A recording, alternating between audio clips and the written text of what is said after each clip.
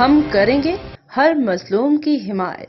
السلام علیکم، میں ہوں حرین فاطمہ اور آپ دیکھ رہے ہیں حمایتی نیوز HD چینل۔ نظر ڈالتے ہیں آج کی اہم خبروں پر۔ ہیلی کاپٹر حادثہ تبریز سے 100 کلومیٹر دور پیش آیا، جس میں گورنر تبریز بھی جاں بحق ہوئے ہیں۔ ایرانی خبر ایجنسی ایرانی میڈیا نے ہیلی کاپٹر حادثے میں صدر ابراہیم رئیسی کے جاں بحق ہونے کی تصدیق کر دی۔ ایرانی میڈیا کے مطابق ہیلی کاپٹر حادثے میں ایران کے صدر ابراہیم رئیسی اور وزیر خارجہ جاں بحق ہو گئے ہیں۔ ایرانی خبر رساں ادارے تہران ٹائمز کا بتانا ہے کہ ہیلی کاپٹر حادثہ تبریز سے 100 کلومیٹر دور پیش آیا، جس میں گورنر تبریز بھی جاں بحق ہوئے ہیں۔